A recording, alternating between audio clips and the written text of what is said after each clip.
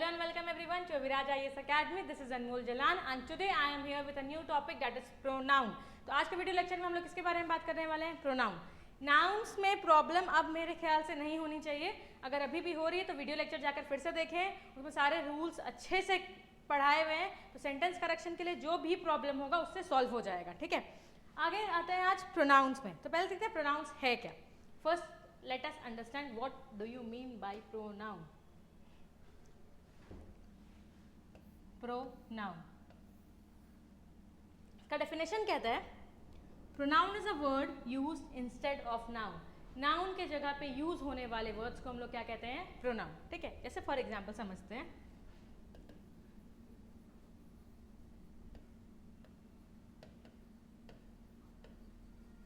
Riya is a good girl. Riya studies in class 6. Riya has one brother.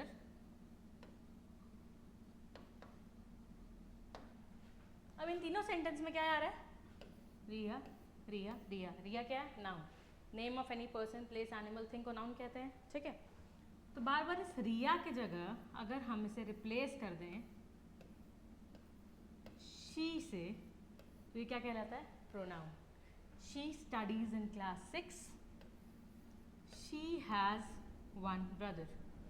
M I clear? तो जब भी हम लोग नाउन के जगह पर किसी और वर्ड को यूज करते हैं तो उसे हम लोग क्या कहते हैं? Pronoun. So pronouns are words used in place of noun. Am I clear? Definition समझ में आया? अब आगे बढ़ते हैं. Kinds of pronoun. Kinds of pronouns बहुत सारे हैं. ठीक है, पर्सनल प्रोनाउन है, डेमोन्स्ट्रेटिव प्रोनाउन है. हम लोग सारे प्रोनाउंस के केसेस को अच्छे से पढ़ेंगे. आज के क्लास में या आज के लेक्चर में हम लोग कौन सा डील करेंगे? Personal pronoun. पर्सनल प्रोनाउन हो गया नेम ऑफ पर्सन्स बोल सकते हैं. पर्सनल से याद रखेंगे पर्सन, जो लोगों के लिए यूज हो, पर्सन के लिए यूज हो. जैसे for example I, me, you, he, she, it, they. जो किसी पर्सन किसी थिंग के लिए यूज हो तो वो क्या हो जाता है? Personal pronoun. दे, देम, सारा. अब पर्सनल प्रोनाउन में 3 पर्सन्स आते हैं. ठीक है, पर्सनल प्रोनाउन में 3 पर्सन आते हैं. क्या क्या? फर्स्ट पर्सन, सेकेंड पर्सन और थर्ड पर्सन. ठीक है, first person, second person, third person. ठीक है, 3 है. First, second, third. अभी पहले जानते हैं ये फर्स्ट पर्सन क्या है, सेकेंड पर्सन क्या है, थर्ड पर्सन क्या है. The speaker is called as first person, मतलब I. To whom we are speaking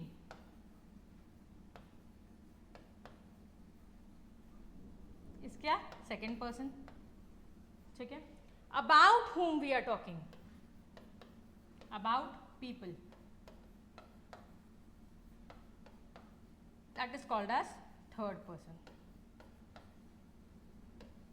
Am I clear? क्या है फर्स्ट पर्सन? आई, यू हो गया सेकेंड पर्सन, देम हो गया थर्ड पर्सन, या ही हो गया थर्ड पर्सन. ठीक है, इसी में सिंगुलर और प्लूरल देखते हैं. ठीक है, फर्स्ट पर्सन क्या होता है? आई, इसका प्लूरल क्या होता है? वी. सेकेंड पर्सन क्या होता है? यू, प्लूरल क्या होता है? यू. थर्ड पर्सन क्या होता है? ही, शी, इसका प्लूरल क्या होता है? Them. Am I clear? First person का singular I, we, plural. Second person में यू, प्लूरल भी यू ही होता है. थर्ड पर्सन में ही, शी का प्लूरल क्या हो जाता है? देम. Am I clear? ठीक है, अब आते हैं हम लोग रूल्स में जो आपको हेल्प करेंगे सेंटेंस करेक्शन के लिए. फॉर एनी कॉम्पिटिटिव एग्जाम, किसी भी कॉम्पिटिटिव एग्जाम में जैसे एमसीक्यू टाइप के क्वेश्चंस आए या फिर सेंटेंस करेक्शन आए कि 4 पार्ट है सेंटेंस का, किसी एक पार्ट में मिस्टेक है उसे करेक्ट करना है, तो वो यहाँ से होगा. Let us begin. Rule number 1. When a pronoun is used before verb, then it should be in nominative case. But when it is used after verb, it should be in objective case. आइए समझते हैं इसको. Verb क्या होता है?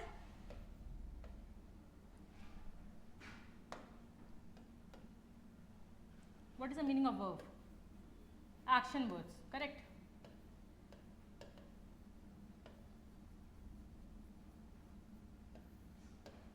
जब भी verb के पहले आएगा तब वो क्या कहलाएगा? सब्जेक्ट या nominative case.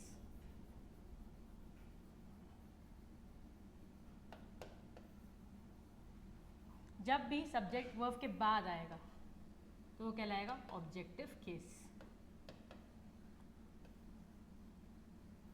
Like for example,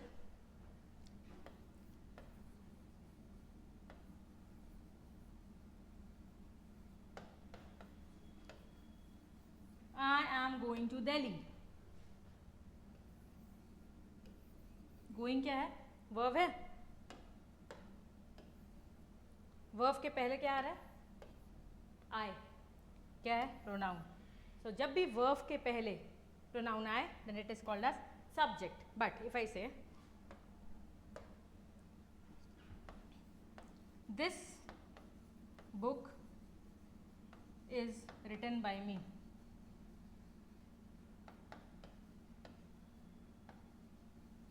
ना this me is coming after written. क्या है यहाँ पे? वर्ब है. इसके बाद क्या आ रहा है? ये प्रोनाउन आ रहा है. तो ये कौन सा केस हो जाता है? Objective case. ठीक है. सो एक चीज ध्यान में रखिएगा, आई, यू, ही, शी, ये सारा क्या है? ऑब्जेक्टिव केस है. बट हिम, हर, देम, ये सारा क्या है? Me, objective case. ये क्या है? सब्जेक्ट. ये सारा क्या है? Objective case. Am I clear? ठीक है. आई, यू, और ये सारा कब यूज होगा? वर्ब के पहले. और ये सारा कब यूज होगा? वर्ब के बाद. Am I clear? ठीक है. For the next move,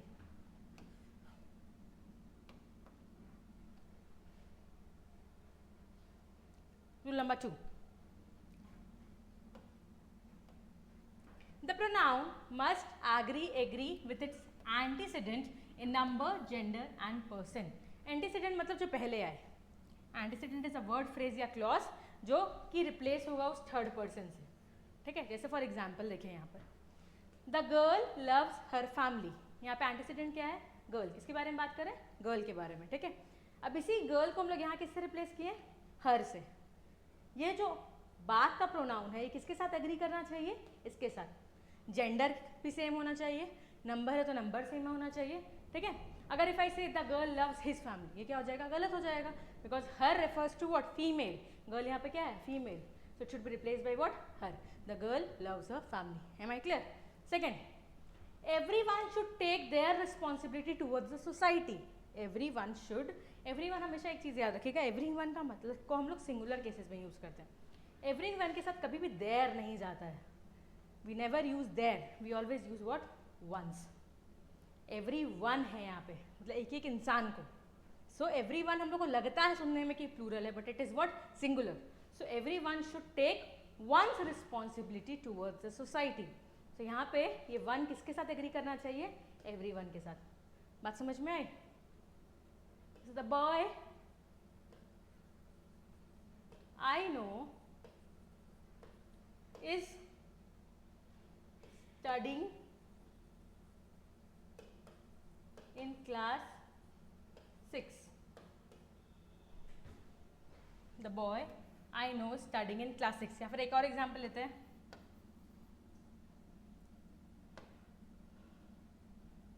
The man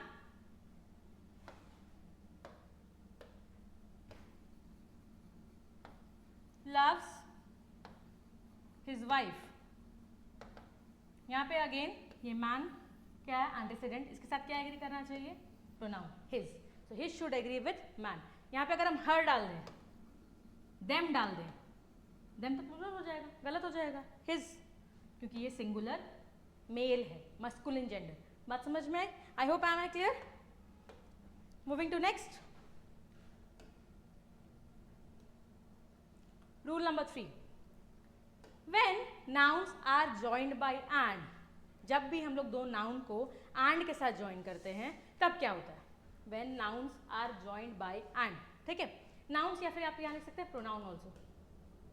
जब भी noun या pronoun को हम लोग and के साथ ज्वाइन करते हैं, so if they refer to the same person, the pronoun for them should be singular. जैसे कोई इंसान या कुछ लोग एक ही यूनिवर्सिटी में या एक ही कॉलेज में दो पोजीशन पे होते हैं, जैसे डीन और मैनेजर एक ही हो सकते हैं, डीन और प्रिंसिपल एक ही हो सकता है किसी कॉलेज का. ठीक है, कहीं का मैनेजर और ओनर एक ही हो सकता है, सीईओ और ओनर एक ही हो सकता है. They are referring to the same person. ठीक है, जैसे example, the manager and principal of the college told their vision statement. यहाँ पे अगर यहाँ द आ जाता आर्टिकल्स के हिसाब से तो ये दो अलग अलग लोग हो जाते हैं. But the manager and principal, इनके पहले आर्टिकल नहीं आ रहा है. इसका मतलब क्या है, ये मैनेजर और प्रिंसिपल एक ही इंसान है. तो टोल्ड देयर विजन रॉन्ग हो जाएगा. वाई? बिकॉज देयर के प्लूरल हो गया और ये क्या है, सिंगुलर, वन पर्सन है. तो इसके जगह क्या होना चाहिए, the dean and principal of the college told his vision statement. बात समझ में आई? ठीक है. वैसे Raju and Rakesh are boasting about his UK trip. अब यहाँ पे राजू और राकेश दो लोग हैं, दो अलग अलग व्यक्ति हैं. Now when you are joining to singular by using what, and, then it should always take what, plural. If they refer to different person, the pronoun for them should be plural in nature. Am I clear? Moving to rule number 4. फिर से एक बार rule 3. Rule 3 क्या था, जब भी दो nouns या pronounce को ज्वाइन करेंगे हम लोग and के साथ, और अगर वो सेम व्यक्ति को रेफर कर रहे हैं, सेम थिंग को रेफर कर रहे हैं, then the pronoun should be used as singular. But whenever they are talking about two different person, the pronoun used should be plural in nature. ठीक है. Now coming to next, rule number 4. मैंने अभी class के starting में ही बताया था 3 persons होते हैं, first person, second person and third person. ठीक है. अब इस first person, second person, third person का अरेंजमेंट एक सेंटेंस में कैसे होना चाहिए वो देखते हैं. इसके लिए एक बहुत सिंपल सा ट्रिक है, वो याद रख लीजिएगा. जब भी हम लोग किसी अच्छे कार्य के बारे में बात करें, whenever we are talking about good actions, good things, good manners, okay, हमेशा जब भी भला करो तो पहले दूसरे का सोचो, फिर तीसरे का सोचो, फिर अपने लिए क्रेडिट लो. हमेशा याद रखिए, जब भी अच्छा करना है तो पहले दूसरे वाले को क्रेडिट दीजिए, फिर तीसरे वाले को दीजिए, फिर खुद लीजिए. बट अगर कोई मिस्टेक हो गया, whenever there is some unpleasant activity happening, तब सबसे पहले गलती कौन एक्सेप्ट करेगा, हम खुद करेंगे, फिर दूसरे पे डालेंगे और फिर किसी तीसरे पे डालेंगे. दैट मीन्स इससे कैसे याद रखना है, very simple. Good manners require sentence to be in 2, 3, 1, but while referring to unpleasant actions, it should be 1, 2, 3. For example, I, you and he are to be punished.